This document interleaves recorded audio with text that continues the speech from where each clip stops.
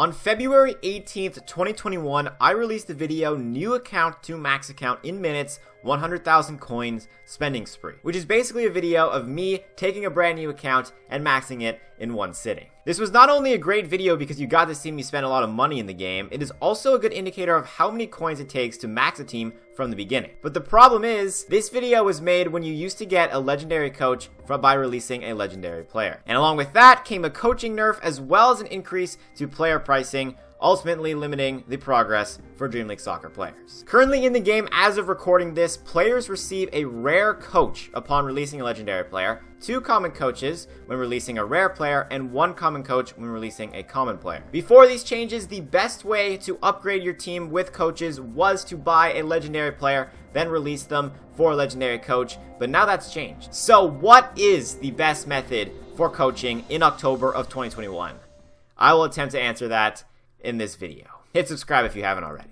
So to find out the best way of coaching, we must first consider all 3 types of coaching: common, rare, and legendary. A common coach upgrades 1 random stat by 1 to 1 player. A rare coach upgrades 2 stats by 2 to 2 players, and a legendary coach upgrades 3 random stats by 3 to 3 players. So it's pretty straightforward. So since they use such round numbers for common coaches, you can break down rare and legendary coaches into common ones, which means we can get a good grasp of the increasing value of each coach. So like I said earlier, 1 common coach upgrades 1 random stat by 1 to 1 player.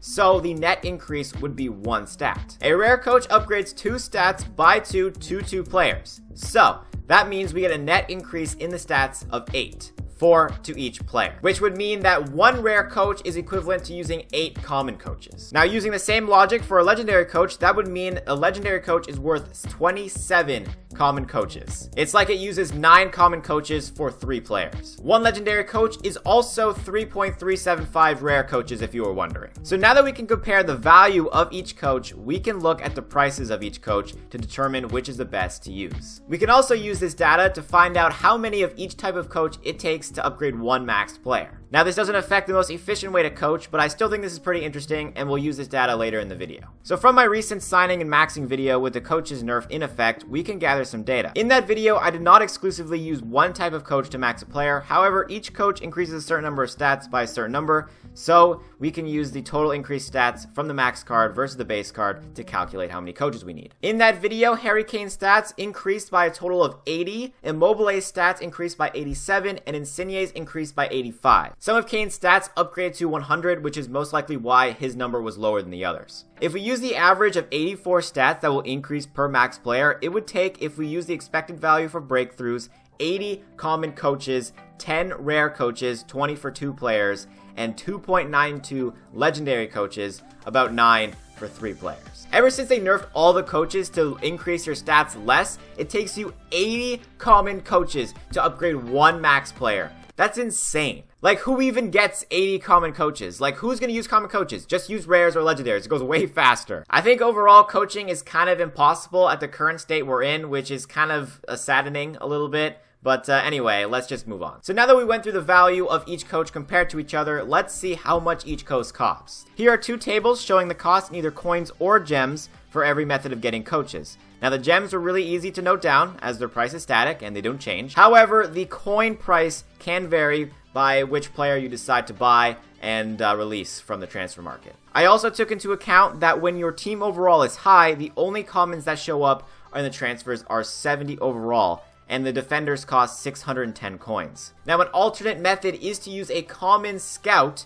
Hopefully you get a cheap common, then you can buy them and release them for a cheaper price. But, that's kind of risky. But luckily, as you'll see later in this video, it doesn't really matter. I made a general rule when it comes to buying players in transfer market for coaching, so don't worry. So, excluding events and season pass, these are every single way you can obtain coaches in the game. Now, it is hard to compare coins and gems because they are obtained in different ways. If someone grinds the online leaderboard every week, they could get more gems than someone who doesn't. But for the sake of this video, we're just going to be using the dollar amounts that they give you when you go to buy coins or gems using real money, which is 1 gem equals 10 coins. And by the looks of it, even with the training facility at level 0, spending gems on coaches is actually the cheapest way to upgrade your team. Even before the releasing the player got nerfed, gems were way better for both rare and common coaches, but not legendary of course, as I mentioned earlier. Now I don't expect many players to have enough gems to upgrade every single player with them, so you're gonna have to probably use both to upgrade your team. So let's answer some final questions to get a nice conclusion to this video.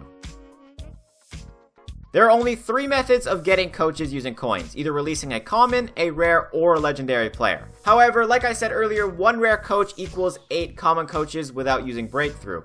So, 1,460 coins, which is how much an 80 overall defender costs now, just has to be less than 8 times a common player's price. 1,460 coins divided by 8 is 182.5 coins. So that means you should never buy rare players and release them for 2 common coaches. It'll never be worth it unless you don't get 80 overall defenders in your transfer. If you do have a low team overall and you don't see legendary players yet, I would suggest buying common players for less than 182 coins, then that will be your best option. But if you don't see any commons that are less than or close to 182 coins, then just wait till legendary players show up. Once legendary players do show up, you most likely won't find any commons less than 182 coins anyway, so the best method is still to release 80 overall defenders, but for rare coaches this time, not legendary, sadly. So a simple rule when buying players in the market is to find a common player less than 182 coins, a rare less than 365 coins, which isn't possible by the way, so don't do that, or to buy an 80 overall defender, then release them for your coach.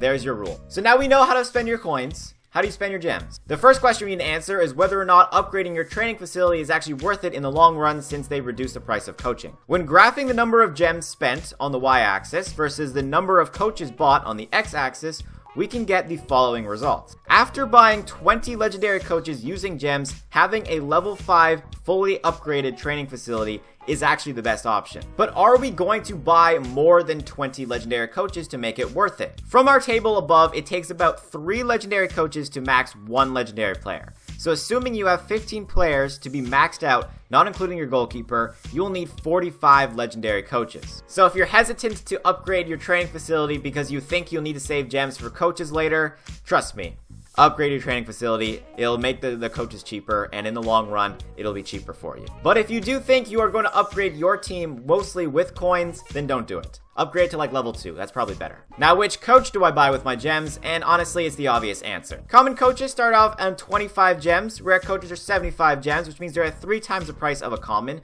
but as we stated earlier, they are 8 times the value. So, commons are worse than rares. Legendary coaches cost 3 times the price of rare coaches, and as we discovered earlier, 3.375 times the value. So legendary coaches are better than rare. So as expected, legendary coaches should be the ones purchased with your gems that you have, and they give you the most value. Unless you have less than 3 players that need to be upgraded, then you would use rares or commons. It's actually better. So in conclusion, this change from no longer being able to receive a legendary coach from releasing a legendary player and the entire nerf to coaching that came along with it makes the decision difficult on how to spend your money when it comes to coaching. However, from the calculations I made in this video, I can give you my best advice. First, try to get a full legendary team before buying any coaches. You can use the coaches you get from releasing your starter players to help increase your team overall, but do not buy any new coaches. Spend your gems on upgrading the training facility and spend your coins on upgrading your team by buying higher rated players in the transfer. Once you use the video ad coin doublers, win events for more coins and agents,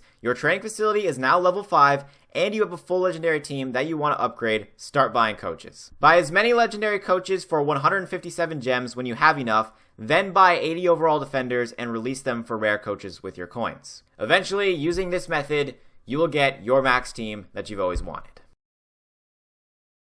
So I hope this video helps you out if you weren't sure which coaching method was the best and the most efficient. I know it can get really confusing since there's many different ways to do it. And also for the people just curious on how this affected the game and how this affects coaching, that you got your answer. Now this video does not address goalkeeping coaches because that is separate. However, I would assume it works the exact same, plus you only have to max 1 goalkeeper versus all your other players. If you like this video, leave a like, hit subscribe if you are new and you want to see more of these types of videos. There's also some Dream League Soccer gameplay. Anyway, thank you guys for watching. I'll see you guys in the next video.